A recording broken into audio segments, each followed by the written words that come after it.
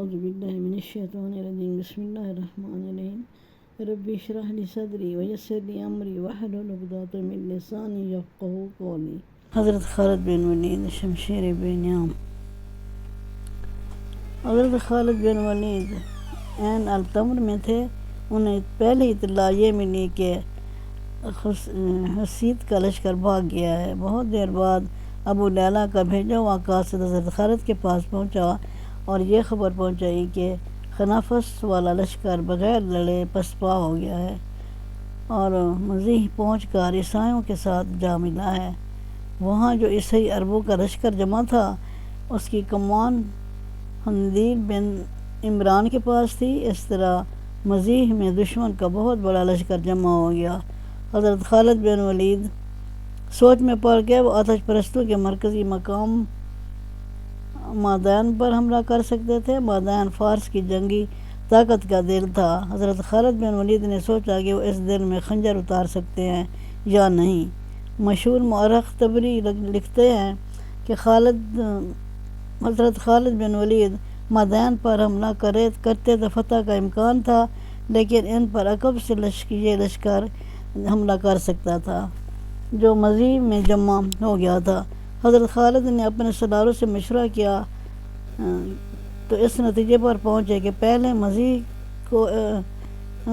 مزیح کی اجتماع گاہ کو ختم کیا جائے۔ یہ فیصلہ اور ارادہ کر لینا کہ اس لشکر کو ختم کیا جائے آسان تھا۔ عمران اتنے بڑے لشکر کو اتنی تھوڑی نفری سے ختم کرنا کہاں تک ممکن تھا؟ یہ یقینی نہیں تھا، مگر حضرت خالد اسے یقینی بنانے پر تلے ہوئے تھے۔ وہ ناممکن کو ممکن کر دکھانے والے تھے۔ انہوں نے ایسی اسکیم بنائی کہ جنگی مبصر بے مثال کہتے ہیں، میرے رفیقوں حضرت خالد بن ولید نے سالاروں اور نائب سالاروں اور کمانداروں کو بلا کر کہا کہ خدا کی قسم تم نے جتنی کامیابیاں حاصل کی ہیں وہ یہ انسانی ستاق سے والا تر تھی۔ تم نے 5 گنا کبھی دشمن کو اس سے بھی زیادہ نفری کو جس طرح کاٹا ہے اور بھگایا ہے۔ یہ تمہاری مافوق الفطرت طاقت تھی، یہ ایمان کی قوت ہے، تمہیں اس کا اجر خدا دے گا۔ اب میں تمہیں ایک بڑے ہی کٹھن امتحان میں ڈال رہا ہوں۔ ابن ولید سلال قطع بن عمرو نے حضرت خالد کو ٹوک دیا، کیا اتنی باتوں کو ضروری سمجھتا ہے؟ رب کعبہ کی قسم، ہم اللہ کے حکم سے لڑ رہے ہیں جس نے تجھے ہمارا امیر بنایا ہے۔ ہم حکم دے کہ ہم آگ میں کود جائیں، پھر ہمارے جسموں کو جلتا دیکھ۔ تجھ پر خدا کی رحمت ابن عمرو، حضرت خالد نے کہا، میں نے یہ بات اس لیے ضروری سمجھی تھی کہ میں تمہیں آگ میں کودنے کا حکم دینے والا ہوں۔ میں ڈرتا ہوں کہ کوئی مجاہد یہ نہ کہے کہ ولید کے بیٹے نے بڑا ظالم حکم دے دیا تھا۔ میرے رفیقوں، ہمیں جان کی بازی لگانی ہے۔ تمام مجاہدین سے کہو کہ تمہارے صبر اور استقلال کا ایک اور امتحان باقی ہے اور اسے اللہ کا حکم سمجھنا۔ حضرت خالد نے اپنی جو اسکیم سب کو بتائی تھی وہ یہ تھی کہ دشمن پر رات کے وقت 3 اطراف سے حملہ کرنا ہے اور حملے کے مقام تک اتنی خاموشی سے پہنچنا ہے کہ دشمن کو خبر نہ ہونے پائے۔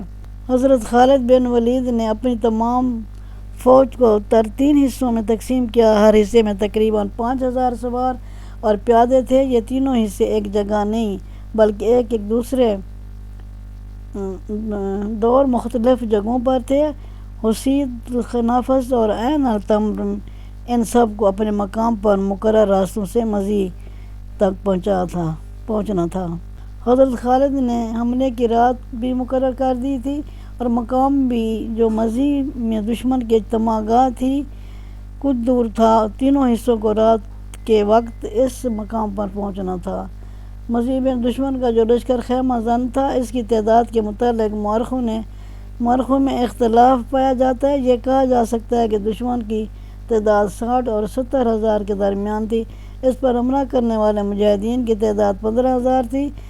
اس قسم کی اسکیم کو پایہ تکمیل تک پہنچنا ناممکن کی حد تک مشکل تھا۔ 5,000 کے لشکر کے لیے سفر کے دوران خاموشی برقرار رکھنا آسان کام نہیں تھا، لیکن بڑی سختی سے خاموشی برقرار رکھنی تھی۔ دوسری مشکل حضرت خالد بن ولید کے لیے تھی کہ وہ خود عین التمر میں تھے، جہاں ان کی فوج کا صرف ایک حصہ تھا، دوسرے دو حصوں کو حسید اور خنافس سے چلنا تھا۔ انہیں قاصدوں کے ذریعے اپنے رابطے میں رکھنا تھا تاکہ حملے والے مقام پر وقت پر پہنچ سکیں۔ جو رات مقرر کی گئی تھی وہ نومبر 633 کے پہلے شعبان 12 ہجری کے چوتھے ہفتے کی ایک رات تھی۔ حضرت خالد کے مجاہدین کے تینوں حصے اپنے اپنے مقام پر چل پڑے، گھوڑوں کے منہ باندھ دیے گئے تھے۔ تینوں حصوں نے یہ انتظام کیا تھا کہ چند ایک آدمی لشکر کے آگے اور دائیں بائیں جا رہے تھے۔ ان کا کام یہ تھا کہ کوئی بھی آدمی راستے میں مل جائے اسے پکڑ لے تاکہ وہ دشمن تک خبر نہ پہنچا سکے۔ دشمن کے بیدار ہو جانے کی صورت میں مجاہدین کی کامیابی مخدوش ہو جاتی اور دشمن گھات بھی لگا سکتا تھا۔ رات کے چلے ہوئے اسی رات تک نہیں پہنچ سکتے تھے۔ دن کو لشکر چھپا کر رکھا گیا، دیکھ بھال والے آدمی دور دور پھیلے رہے۔ حضرت خالد بن ولید نے اپنے جاسوس دشمن کے اجتماع گاہ مزید تک بھیج رکھے تھے۔ وہ دشمن کے متعلق اطلاع دے رہے تھے۔ ان کی آخری اطلاع یہ تھی کہ دشمن نے ابھی تک کوئی ایسی حرکت نہیں کی جس سے پتہ چلے کہ وہ کسی طرح حملہ کے لیے کوچ کرنے والے ہیں۔ مورخ لکھتے ہیں کہ دشمن کے سالار اپنے سالار اعلیٰ بہمن جاذبیہ کے اگلے حکم کا انتظار کر رہے تھے۔ حضرت خالد کے آ جانے سے ان کے لیے صورتحال بدل گئی تھی۔ اس کے مطابق انہوں نے اپنی ساری اسکیم بدلنی تھی۔ اس رات بھی مزید کی خیمہ گاہ میں دشمن کا لشکر گہری نیند سو رہا تھا۔ جس رات حضرت خالد کی فوج کے تینوں حصے بخیر و خوبی اسکیم کے عین مطابق مزید کے قریب مکمل خاموشی سے پہنچ گئے تھے۔ بعض مورخوں نے اسے محض ایک معجزہ کہا ہے اور کچھ اسے خالد کی دی ہوئی ٹریننگ اور ان کے پیدا کیے ہوئے ڈسپلن کا کرشمہ کہتے ہیں۔ آدھی رات ذرا بعد میں دشمن قہر ٹوٹ پڑا۔ آدھی رات سے ذرا بعد دشمن پر قہر ٹوٹ پڑا۔ لشکر سویا ہوا تھا۔ مجاہدین نے جگہ جگہ آگ لگاتی تھی جس کی روشنی میں اپنے پرائے کی پہچان آسان ہو گئی تھی۔ مدائن کے اور عیسائی قبیلوں کے اس لشکر کو سنبھلنے اور تیار ہونے کی مہلت نہ ملی۔ مسلمان نعرے لگا رہے تھے، زخمیوں کی چیخ و پکار اس دشمن میں اضافہ کر رہی تھی جو دشمن کے لشکر پر طاری ہو گئی تھی۔ مدینہ کے مجاہدوں، حضرت خالد کے حکم سے یہ للکار بڑی بلند تھی، کسی کو زندہ نہ رہنے دو، دشمن کا صفایا کر دو۔ دشمن کے گھوڑے جہاں باندھے تھے وہیں بندھے ہیں، ان کے سواروں تک پہنچنے سے پہلے ہی کٹ رہے تھے۔ مسلمانوں نے رات کے اندھیرے سے فائدہ اٹھایا تھا، اسی اندھیرے سے دشمن نے بھی فائدہ اٹھایا۔ کئی آتش پرست اور عیسائی زندہ نکل گئے۔ ان کے اجتماع گاہ 1.5-2 میل کے رقبے پر پھیلی ہوئی تھی۔ حملہ 3 طرف سے کیا گیا تھا۔ صبح کا اجالا صاف ہوا تو دشمن کی اتنی وسیع و عریض خیمہ گاہ میں کوئی بھی لشکر زندہ نہیں تھا۔ زندہ وہی رہتے تھے جو مسلمانوں کے پھندے سے نکل گئے تھے۔ منظر بڑا ہی ہیبت ناک تھا۔ جدھر نظر جاتی تھی وہ سوائے لاشوں کے کچھ نظر نہ آتا تھا۔ لاشوں کے اوپر لاشیں پڑی تھی، زخمی تڑپ تڑپ کر بے ہوش ہو رہے تھے۔ فضا خون اور موت کی بو سے بوجھل تھی۔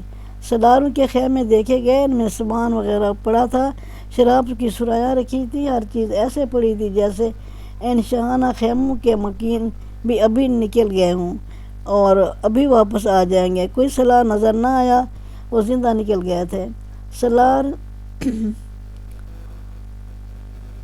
سالار مشبوزان بھی نکل گیا تھا اور عیسائیوں کا سرداروں کا سالار حندیل بن عمران بھی زندہ نکل گیا تھا۔ جاسوسوں کی اطلاع کے مطابق آتش پرستوں اور عیسائیوں کے سردار زمیل چلے گئے تھے، جہاں عیسائی قبیلی کا دوسرا حصہ خیمہ زن تھا۔ وہ مسلمانوں پر حملہ کرنے کی ابھی تیاری ہی کر رہا تھا کہ جس لشکر کا حصہ تھا اس کے 3 حصے تباہ ہو چکے تھے۔ زمیل والے اس لشکر کا سردار ربیعہ بن بجیر تھا۔ مال غنیمت مسلمانوں کو جو سب سے زیادہ قیمتی درکار آمد چیز ملی وہ ہزاروں گھوڑے تھے جو انہیں زمینوں سمیت مل گئے تھے۔ اس سے آگے